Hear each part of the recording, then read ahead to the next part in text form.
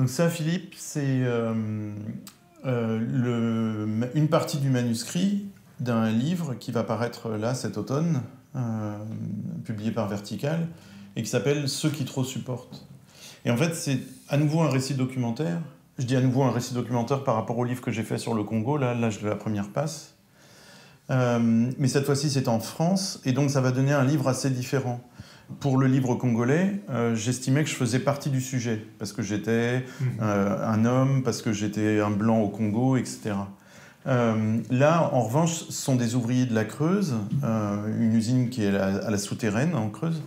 Donc le gap entre eux et moi est moins grand, moins fort, et donc je suis beaucoup plus absent du livre. Le livre porte sur la description de leur combat, l'histoire en fait de tout ce qu'ils ont pu faire pour essayer de sauver leur usine ou leur travail, ou les deux en même temps.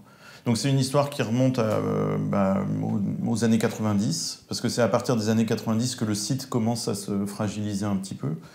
Et ça va jusqu'en 2017 où il y a eu le dernier plan le PSE, donc plan de sauvegarde de l'emploi, qui veut dire en fait licenciement, et où 150 d'entre eux se sont retrouvés sur le carreau, quoi. Et donc là, ils ont multiplié les initiatives pour essayer de faire connaître leur situation et aussi pour essayer donc de sauver le travail à cet endroit-là. Alors là, bon, on peut peut-être parler du manuscrit, parce qu'on a un beau manuscrit, là, une partie de manuscrit qui est verticale, qui est sur le mur. Donc comment cette affaire est produite, tu vois, en termes d'économie, etc. Et là, bon, qu'est-ce qu'on voit ? Moi, mon point de départ, c'est d'abord de recueillir la parole, donc que ce soit des jeunes filles au Congo ou là de ces ouvriers, les ex-GM et S, GMS Industrie. Donc c'était d'abord de découvrir leur situation en les faisant parler, c'est-à-dire pas en faisant un travail d'enquête, par exemple sur Internet, tu vois, en essayant de compiler tous les articles. Non, c'était d'abord d'emblée. Donc les premiers entretiens, j'étais dans une situation qui était très instable parce qu'en fait, je les faisais parler, mais sans du tout bien connaître leur histoire, quoi. Okay. Et puis par contre, ce paysage-là, cette histoire-là, elle s'est de plus en plus se stabiliser dans ma tête au fil des entretiens. Je restais peut-être 1h30, 2 heures avec chacun. Il y a combien de personnes ? Alors en tout, j'en ai vu une vingtaine, j'en ai interrogé une vingtaine sur les 150 qui se faisaient licencier. Et je voyais donc leur histoire apparaître au fil du temps. Et puis je voyais aussi des lignes de tension. D'un côté, ce sont des gens qui sont extrêmement vertueux. Leur combat était extrêmement vertueux. C'est-à-dire qu'ils se sont toujours interdits d'en venir à des solutions extrêmes qui les mettraient hors la loi. Parce qu'ils étaient absolument convaincus que si ils faisaient ça, ils seraient perdants. C'est-à-dire que la justice serait toujours plus forte qu'eux, quoi. Ce pouvoir-là et la justice de ce pouvoir-là serait toujours plus forte qu'eux. Et donc, ils ont voulu toujours creuser cette voie légale. Et en fait, la tension que j'ai vue apparaître au fil des 4 années d'écriture, c'est admirable et c'est tragique. Pourquoi ? Parce que ce sont les seuls, dans toute cette histoire-là, dans toute leur histoire, ce sont les seuls à avoir voulu rester honnêtes. Le gouvernement a été malhonnête de bout en bout, les gouvernements ont été malhonnêtes de bout en bout, les industriels concernés ont été malhonnêtes de A à Z, leur ont menti tout le temps. Les constructeurs qui étaient les donneurs d'ordre de cette entreprise, à savoir Renault et Peugeot, ont menti en permanence, ont fait des effets d'annonce et ensuite ils ne tenaient pas parole, etc. Donc il y a une connivence des puissants dans le mensonge et il y a une incroyable vertu de ces gens-là à vouloir rester honnêtes de bout en bout et surtout, ce que j'ai trouvé complètement dingue, à vouloir continuer de donner sa chance au cadre légal. Donc 3 d'entre eux, dès qu'ils ont été au chômage, à quoi ils ont occupé leur temps de chômage, les 6 premiers mois de leur temps de chômage, à la rédaction d'une proposition de loi qu'ensuite ils ont passé 1 an et demi à essayer de faire rentrer à l'Assemblée nationale pour qu'elle rentre en discussion, ce qu'ils n'ont pas réussi à obtenir complètement. Elle a été enregistrée officiellement parce qu'ils ont fait un vrai travail d'écriture en bonne et due forme de la loi. Mais évidemment, comme c'est une loi qui vise à encadrer la sous-traitance, c'est pas du tout ce que veut Macron et ses députés, et donc ça reste lettre morte pour l'instant. Mais je trouve ça admirable, mais vraiment je trouve qu'il y a une tension là, politique, humaine, intellectuelle colossale. Ces gens qui se font malmener par le système veulent continuer de donner sa chance au système. Et ça, je trouve ça incroyable. Bon, ça n'a pu apparaître, tu vois, qu'au fil du travail. C'est quelque chose qui, je ne vais pas dire à la fin de l'écriture, mais presque, tu vois, qui ne pouvait pas être au début de l'écriture. Et par rapport aux autres formes de mobilisation qui sont les leurs, là, ça, donc il y a un écrivain et puis il y a des gens qui sont effectivement sur le terrain. Donc comment est-ce que enfin, quel type de négociation il y a là-dedans? C'est-à-dire, eux, comment est-ce qu'ils t'acceptent? Comment tu arrives là? En fait, en 2017, en août 2017, a été publié par Vertical un roman qui s'appelle Des châteaux qui brûlent. C'est une fiction dont je suis l'auteur. Et c'est intégralement une fiction, mais il se trouve que c'est un huis clos qui se passe pendant une semaine dans un abattoir qui est fermé, occupé par les ouvriers. Et qui plus est, des ouvriers qui prennent en otage un secrétaire d'État. Bref, ça se passe déjà dans un cadre ouvrier. C'est une insurrection ouvrière, avec l'idée de nous devons nous réinventer. Comme l'usine va fermer, il faut à tout prix qu'on invente un autre modèle, il faut pour essayer de sauver l'activité. Et donc ça sort en août 2017 et je vais le présenter peu de temps après à Guéret en Creuse. Et là, l'organisateur, le type qui m'invite pour présenter le roman, me dit si tu veux, viens un jour plus tôt et on ira rencontrer les GMS. Il se disait, vu ce que tu viens d'écrire, ça devrait t'intéresser. Je les rencontre, je les écoute, je comprends un petit peu ce qui se passe autour de cette usine et je leur dis tout de suite, si vous voulez, je peux me mettre à votre service. Je peux raconter votre combat sous la forme d'articles, etc. C'est la seule chose que je sais faire, raconter. Et en fait, je n'étais pas le premier, d'une certaine manière, à me proposer comme ça. Il y avait un réalisateur, Lech Kowalski, qui était en train de les filmer à l'époque. Il y avait aussi un journaliste, Benjamin Karl, qui était en train de travailler autour d'un scénario de BD pour raconter, pareil, leur histoire. Donc eux, ils avaient l'habitude d'être comme ça, sous le regard comme de gens extérieurs. Donc moi, ils ne me connaissent pas, ils m'ont évidemment pas lu, mais ils se disent c'est important pour nous qu'il y ait quelqu'un qui en parle. Mais tu vois, ils ont poussé le truc beaucoup plus loin et c'est assez admirable. Parce que moi, j'ai toujours beaucoup de scrupules quand j'écris sur des gens, que ce soit les filles du Congo ou ces gens-là. Et je m'interdis, par exemple, d'être critique, très critique, parce qu'ils m'ont accueilli, je me vois mal en fait derrière me moquer un peu ou dire ils se sont plantés, etc. C'est eux qui m'ont en permanence rappelé au fait que c'était mon livre. C'est-à-dire, ils me disent, si un jour on veut te passer commande d'un livre qui nous ressemble et dans lequel on va se retrouver, on le fera. Mais celui-là, c'est ton livre, tu fais ce que tu veux. Bon, tout à l'heure, tu dis, je peux me mettre à votre service. Donc c'est quand même une drôle de position d'écrivain. Enfin, il y a presque un côté écrivain public, non ou pas? Qu'est-ce que ça veut dire à votre service? Comment tu penses ça? C'est-à-dire en termes d'écriture, en termes politiques, quoi. Mais oui. C'est pas une expression banale. En fait, j'aime bien l'expression d'écrivain public. Alors évidemment pas au sens traditionnel, c'est-à-dire je n'étais pas là pour. Mais j'aime bien cette idée-là, c'est-à-dire. Alors, je ne suis pas à leur place, je n'ai pas vécu ce qu'ils ont vécu, je n'ai pas vécu leurs angoisses. J'en ai d'autres, mais j'ai pas eu les leurs. Par contre, oui, je me mets au service au sens où je veux participer à cette bagarre-là. Je veux essayer d'appuyer leur combat. Je veux essayer de dire à quel point ce qu'ils ont vécu est absolument dégueulasse, absolument injuste. Je veux essayer de montrer que les casseurs, ça ne sont pas ces personnes-là, mais c'est bien justement des gens en col blanc, excessivement puissants, excessivement fortunés, et qui, de manière très intentionnelle, très cynique, décide de les balayer, ces gens-là. Donc moi, ça me choque, ça me provoque. C'est vraiment pas une affaire de militance. Je suis choqué de voir des gens être humiliés comme ça. Ma façon d'essayer de soigner ce choc ou de répondre à ce choc, c'est justement de travailler dessus, pour bien en comprendre les tenants et les aboutissants. Avant l'écriture, je ne sais pas du tout quoi penser de ces choses-là.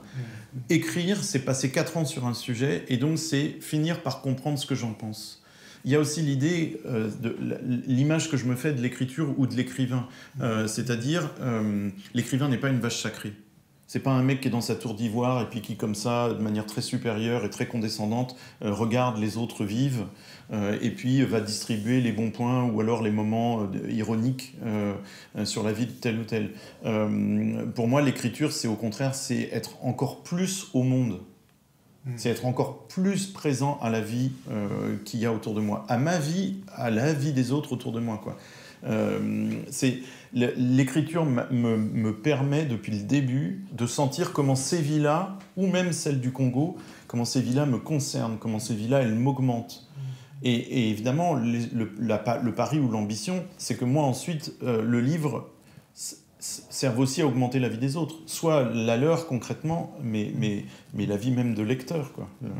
Dans l'histoire des voix, il y a aussi quelqu'un visiblement qui est important pour toi, donc qui est Svetlana Alexievitch. Et donc elle dit dans son discours Nobel là, de 2015, elle dit, il y a une phrase là qui est formidable, elle dit Flaubert dit qu'il est un homme de plume, moi je suis une femme d'oreille. Et donc on retrouve cette idée là. Tu es d'abord un romancier, donc tu écris de la fiction.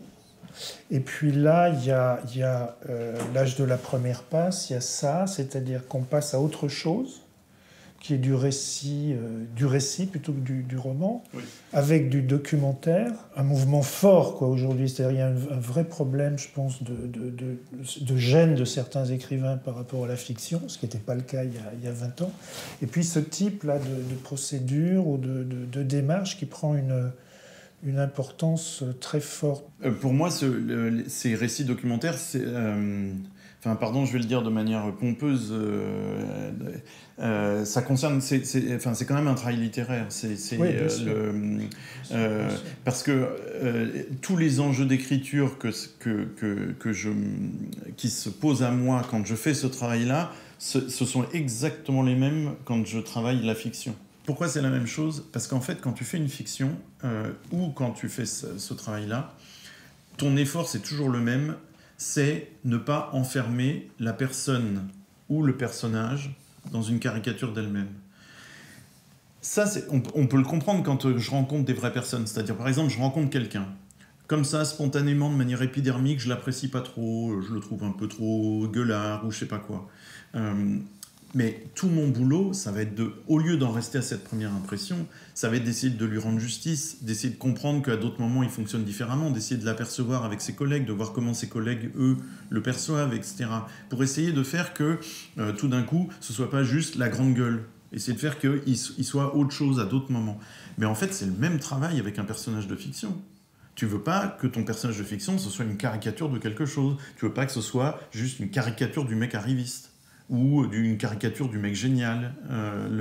Et donc, tu vas faire tout le travail possible pour justement que ton personnage, lui aussi, reste dans quelque chose d'ouvert. Quand tu prends Stendhal, Fabrice Del Dongo, c'est à la fois une oie blanche un peu ridicule au début du livre, à d'autres moments, il est absolument magnifique, à d'autres moments, il est un peu trop narcissique pour être aimable, etc. etc. C'est trouver du relief. Et ben ça, tu le fais aussi bien quand tu es dans des littératures de l'imaginaire que quand tu es dans du document sur le réel, quoi. On peut parler un peu là du manuscrit qu'on voit, c'est-à-dire concrètement savoir comment... parce qu'il y a des post-it, il y a de couleurs différentes, il y a des choses qui sont barrées. C'est-à-dire c'est un tirage, alors c'est un tirage de quelques chapitres, mais pour ce livre-là, j'ai 5 tirages successifs. Et ils sont tous noirs d'annotations comme ça. C'est-à-dire... D'annotations différentes ? Oui. C'est-à-dire, en fait, là, une fois que j'ai rentré les corrections dans cette page, je suis à nouveau face à un fichier Word propre, je le réimprime, je le remets au mur, et je me relance dans une série de corrections. Ah, tu le mets... c'est pas au mur juste pour l'occasion, là. Ah non, je travaille au mur. D'accord, parce que moi, j'avais vu aussi des choses qui étaient sur un lit. Oui, quand j'ai pas de mur. D'accord. Et donc, pour chaque livre, j'ai entre 3 et 5 ou 6 versions, comme ça. Le premier jet, en général, dans mon travail, le premier jet dure pas très longtemps. Le premier jet me prend, disons, un an et demi. Oui, pour avoir toute la matière. C'est déjà assez conséquent. Ouais. Oui, mais ensuite, j'ai 3 ans de relecture comme ça et de correction. Et ça veut dire quoi ? Ça veut dire que pour moi, le vrai travail, il se joue à ce moment-là. Le premier jet m'intéresse très peu, parce que dans le premier jet, c'est complètement moi, de manière caricaturale. C'est ma façon de voir, c'est ma façon de parler, c'est ma façon de penser les choses, etc. Et en fait, le premier jet m'horripile. J'ai qu'une hâte, c'est ensuite de passer à cette phase-là. Pourquoi ? Parce que c'est justement dans cette phase-là que tout d'un coup, tu vas repérer des choses que tu n'avais pas bien discernées au départ. Tu vois, par exemple, je vais repérer une idée et je vais me dire, mais bon sang, cette idée-là, je ne l'ai pas du tout assez développée, en fait, alors qu'elle est hyper importante. Et donc, hop, il y a une bulle qui apparaît et je développe une idée qui était seulement en germe dans un bout de phrase. Donc il y a de la réécriture et du montage. De réécriture, montage, et puis, mais aussi le texte dérive, tu vois. C'est-à-dire qu'en fait, au fil du temps, tout d'un coup, il trouve une forme, cette forme se précise. Ça s'apparente vraiment au truc du sculpteur, tu vois, qui a son bloc de glaise ou son bloc de marbre, ça y est, il l'a isolé de la montagne, et la forme apparaît au fur et à mesure du travail, quoi.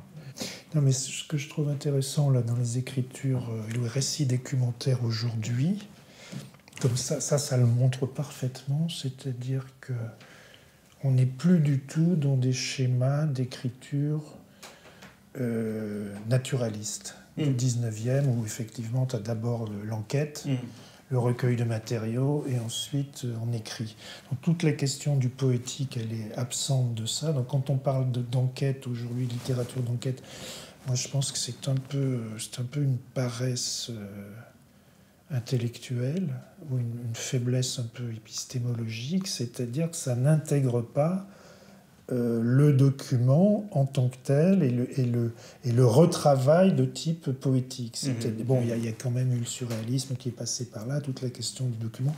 Et puis, ce qui est très différent, on voit très bien, c'est la question du travail sur les voix. C'est pas du tout, j'ouvre des guillemets et je fais des dialogues. Non.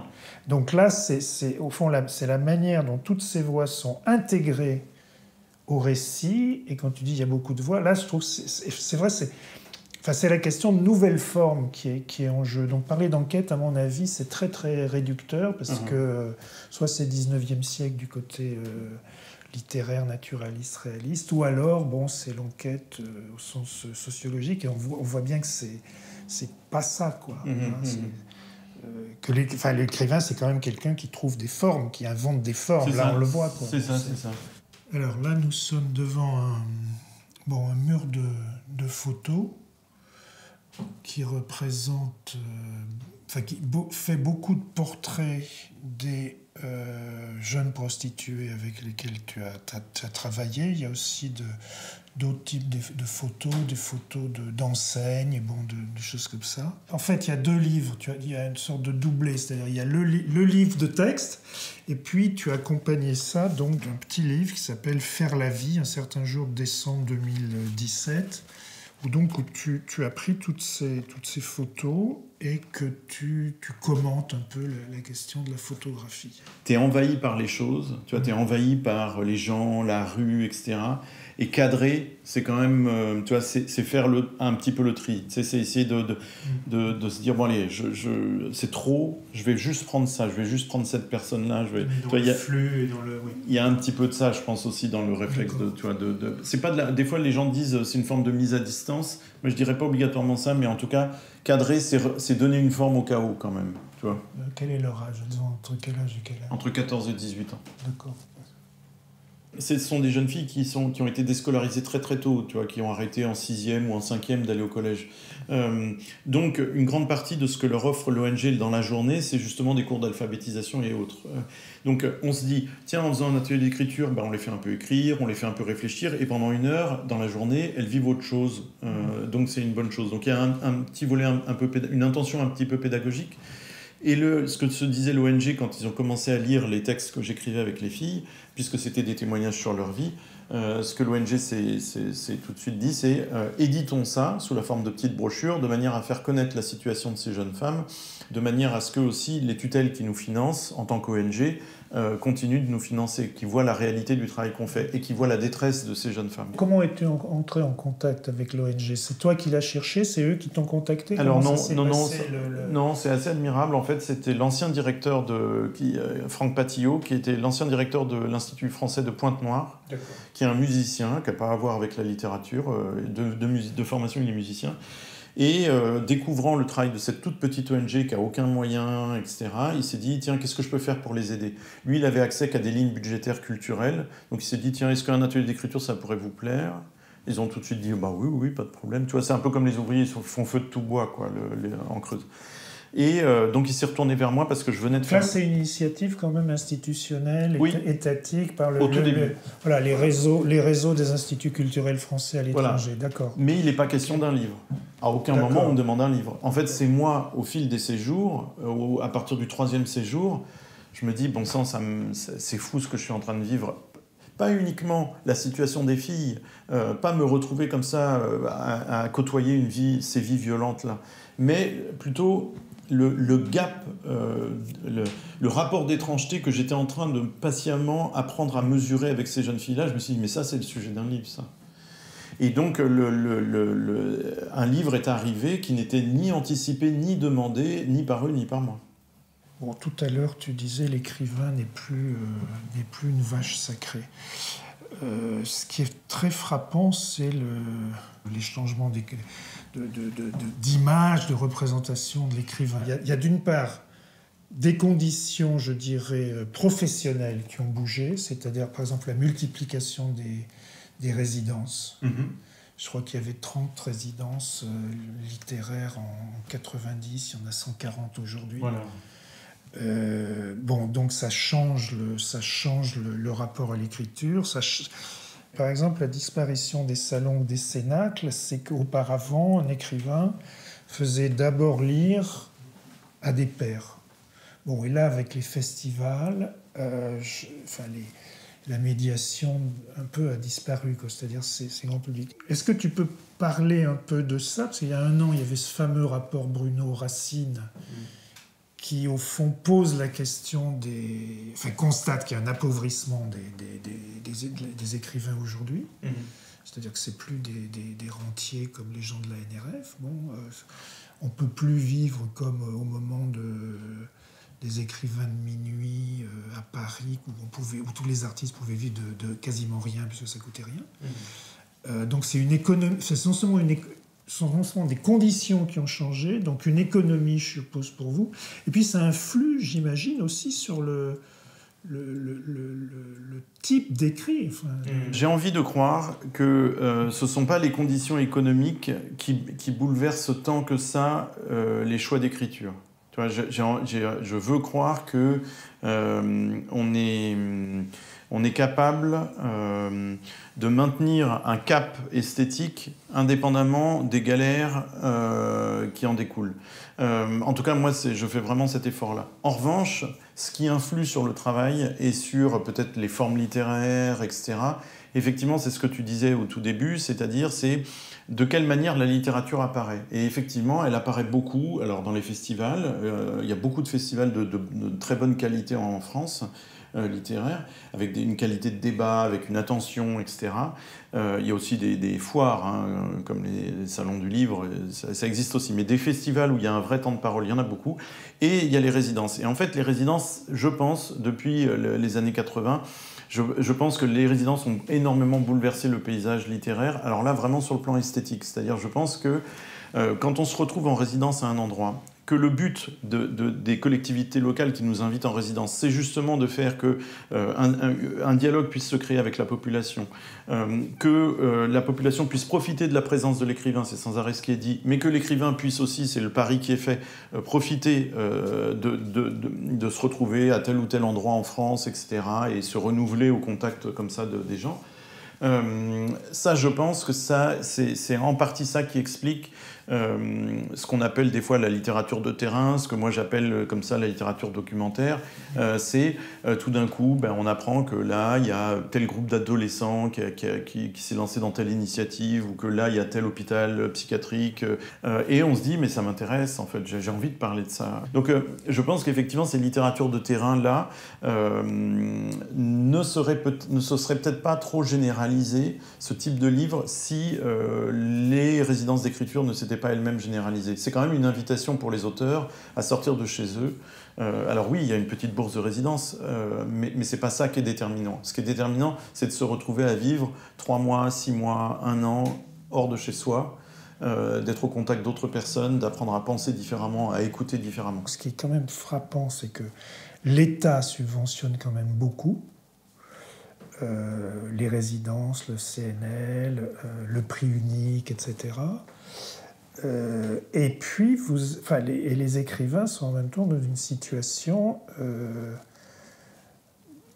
je dirais, plus précaire, me semble-t-il, qu'avant, par rapport au fond à ce statut de l'écrivain aujourd'hui. Qu'est-ce que tu penses des initiatives autour de la professionnalisation, c'est-à-dire sur le modèle des intermittents, en fait, qui est une chose qui, moi, me paraît assez inadéquate, inappropriée à la nature du travail d'écrivain, ce qui serait quand même un énorme changement.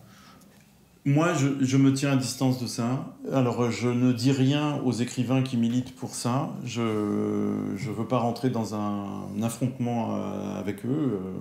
Et s'ils obtenaient quelque chose, je serais très content pour eux, mais je ne le demanderais pas pour moi. De la même manière que depuis 20 ans que je vis comme ça, je n'ai jamais voulu demander le RSA, alors que j'aurais pu. Pourquoi ? Parce que je ne vais pas faire porter aux autres la liberté que j'ai voulu prendre. Mais c'est une règle, c'est moi, c'est pour moi, c'est pas pour les autres. Je fais pas la leçon aux autres. S'il y en a qui le demandent, ils font ce qu'ils veulent. En tout cas, moi, j'ai besoin dans ma tête de me dire que j'ai fait un vrai geste en quittant l'éducation nationale à la fin de mon année de stage, etc. Et pas un geste, encore une fois, je monte pas sur mes grands chevaux, je me prends pas pour un héros d'avoir fait ça, mais c'est un pas de côté, tu vois, c'est pas un grand geste d'affranchissement, je ne me prends pas pour Rimbaud, mais j'ai fait un pas de côté, et ce pas de côté, il m'est nécessaire dans la tête. Donc la question de la professionnalisation des écrivains ne me parle pas du tout. Qui plus est, il y a un aspect de ma vie quotidienne qui relève du métier, c'est-à-dire faire des conférences, faire des ateliers d'écriture, participer à des rencontres, etc. Ça, d'accord, je veux bien penser que c'est un travail. En revanche, ce qui est le cœur de ma vie, à savoir l'écriture des livres ou l'écriture de certains textes, non, ça, je suis désolé, j'ai beau y passer des années et des années et ne faire que ça, je suis désolé, c'est pas un métier. Alors moi, j'avais fait récemment un entretien avec Yves Pagès, qui est donc le directeur des éditions Verticales, qui est ton éditeur, qui est aussi un auteur, et puis qui est passionné par la question des précaires depuis longtemps. Oui. Et donc je lui disais, mais quelle est l'origine sociale ou la situation sociale de tes auteurs ?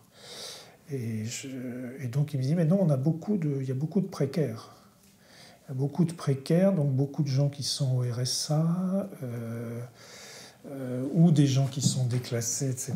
Et donc je me disais, ah oui, ça c'est tout à fait intéressant, parce que je pense que c'est quand même lié aussi, même s'il n'y a pas de relation de cause à effet aussi directe et aussi mécanique, au type de littérature qu'il défend chez Vertical. Et ça, c'était après une discussion avec, cette fois, une éditrice, mais de la maison mère, pas de la filiale, qui était Gallimard, et où l'éditrice me disait qu'il y a une terrible homogénéité sociale des auteurs chez nous, et donc j'ai du mal à trouver des auteurs qui sont au-delà du périphérique. Et donc on voyait qu'il y avait un panorama, une répartition sociale là, qui était tout à fait frappante. Tu dis Vertical, majorité de précaires. Et pourtant Vertical, c'est aussi beaucoup, pas du roman en bonne et due forme, c'est beaucoup des formes aventureuses, c'est beaucoup des textes comme ça un peu inclassables, dont on ne sait pas obligatoirement bien quoi faire, etc., etc. Et donc c'est là que tu vas trouver un peu de courage sur le plan esthétique, sur le plan littéraire, et tu ne vas pas le trouver chez ceux qui au contraire pourraient se payer le luxe de faire des livres bizarres parce que justement ils sont à l'abri ou parce qu'ils vivent très bien. Donc c'est pour ça que je dis, c'est important de faire une sociologie du milieu artistique, mais il ne faut jamais oublier que c'est un milieu artistique et qu'il faut donc l'évaluer aussi par rapport à ce qu'il produit, tu vois, à ce que produisent les grands bourgeois publiés par Gallimard et à ce que produisent les précaires publiés par Vertical. un article que j'ai lu de toi portait justement sur la place, l'importance des maisons d'écrivains, oui. Des musées qui sont organisés pas comme les ça. résidences pour les écrivains vivants, mais les maisons d'écrivains morts pour le espèce de grand public, quoi. Balzac, maison de Balzac, maison de Hugo, etc. Et là, c'est à peu près, c'est un phénomène en miroir, c'est-à-dire ça double complètement les résidences pour les vivants. Enfin, il n'y a pas d'écrivain qui soit mort, qui soit SDF pour le coup, hein, qui soit sans abri, sans maison. Puis le fait que tout le XXe siècle, par exemple, dans la Pléiade, tous les auteurs Gallimard et quelques auteurs Minuit sont rentrés dans la Pléiade, ce qui est quand même le lieu par excellence de consécration. Et donc tout le XXe siècle a été progressivement patrimonialisé. En fait, je la trouve tout le temps incroyable, cette expérience. Tu sais, tu prends Hugo, tu prends Balzac, tu prends Flaubert, tu prends Stendhal, tu prends Virginia Woolf, Colette, etc. Et en fait, tu te dis, mais bon sang, vraiment tu réouvres le texte. Tu vois, et à chaque fois, c'est de l'ordre de la sidération devant la vie sauvage qui est contenue dans ces livres-là, quoi. Devant la sauvagerie des formes qu'ils étaient capables d'inventer. Donc tu te dis, en fait, tous ceux qui deviennent classiques, c'est ceux qui ont réussi, primo, à être sauvages dans le temps même où ils écrivaient, mais à le rester, même post-mortem, quoi. C'est-à-dire à rester absolument impossible à... C'est-à-dire ils ne correspondent jamais à l'idée qu'on se fait d'un classique. Jamais, jamais. Ils sont toujours au-delà. Donc c'est une étiquette, tu sais, qu'on te fout dessus, un peu comme si je disais, bah, toi, t'es noir. Toi, eh ben, non, il n'y a rien à faire, t'es blanc. Mais non, toi, t'es noir. Comme si la société essayait par plein... Alors, on va dire c'est un peu paranoïaque, mais essayait par plein de biais de récupérer cette vie sauvage. C'est-à-dire, arrête, assis-toi, tiens-toi calme, reste sur ta chaise. Et les maisons d'écrivains, c'est vraiment ça. C'est tout d'un coup, c'est nous rendre aimables, désirables, des gens qui le sont, mais absolument pas. Par exemple, Proust, quand on voit le culte autour de la maison à Illier-Combray, alors que quand on est attentif à ce qu'on lit dans La Recherche du temps perdu, quand on sait aussi comment une partie de la vie de Proust, on dit, mais ce mec-là était impossible à raisonner, quoi. Eh ben non, si, on y arrive quand même. Et souvent, ça passe justement, pas uniquement, mais ça peut passer effectivement par les maisons d'écrivains, quoi. C'est-à-dire que tout d'un coup, on garde que l'aspect Tante Léonie de La Recherche du temps perdu. On garde que l'aspect Madeleine. Et on oublie comment les différentes classes sociales tout d'un coup se retrouvent dans les bordels homosexuels, etc. Ou alors on oublie l'incroyable vulgarité de toute cette classe sociale que Proust montre en train d'accéder aux affaires, etc. C'est-à-dire tout le côté insupportable, comme par hasard, n'est jamais rendu dans les maisons d'écrivains. Alors, ce que je trouve intéressant aussi dans cette affaire du patrimoine, donc tu as des commémorations. Hein, donc, chaque année, maintenant, depuis 40 ans, tu as des commémorations. Auparavant, tu avais des célébrations. Donc, il y a eu quelques cas qui ont quand même lourdement posé problème, c'est-à-dire Céline ou Maurras. C'est quand même assez difficile, tant qu'on est en régime républicain, de les célébrer. Mais ce qui est frappant, c'est que ça impose des espèces de calendriers. Et donc, là aussi, c'est très ambigu. C'est comme les résidences d'écrivains, c'est deux choses à la fois. C'est-à-dire qu'on peut penser qu'on célèbre la littérature, mais au fond, ça reste une culture nationale, puisque oui. C'est l'État qui est derrière. Alors moi, donc par exemple, cette année, on sait que on va célébrer Baudelaire, Flaubert. C'est intéressant parce qu'il y a plus d'écrivains que d'hommes politiques. C'est-à-dire que le seul, là, c'est Napoléon. Donc si tu veux, c'est comme si, bien qu'on soit plus une nation littéraire, comme si ça comptait encore. Et donc moi, je pense toujours... Alors je trouve à la fois c'est très bien, effectivement, qu'on mette à l'honneur les écrivains, mais je pense toujours à ce que disaient des gens comme Gide ou Sartre au sortir de chacune des deux guerres mondiales. C'est-à-dire Gide En 1919, la NRF reparaît, donc ils ont été silencieux pendant la Première Guerre mondiale. Et donc Maurras dit non, il faut qu'on garde la mobilisation de l'esprit, etc. Et donc la NRF reparaît et dit non, ça suffit. Dénationalisation, démobilisons l'esprit, sinon on ne parle plus de littérature. On parle de la patrie, mais on ne parle plus de littérature. Et Sartre, c'est la même chose en 1945. Il dit, mais écoutez, auparavant, on célébrait les militaires, maintenant on célèbre les écrivains, mais donc dénationalisons la littérature. Donc au fond, où ces écrivains vivants sont eux-mêmes très très loin, ont déjà compris ce que ça voulait dire, quoi. Exactement.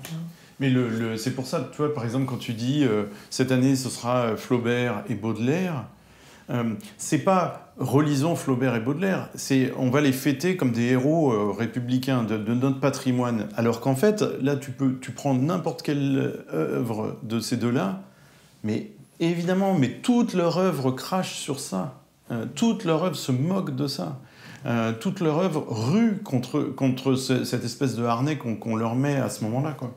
Donc la République ou l'État est quand même capable de contorsions, mais invraisemblables, quoi.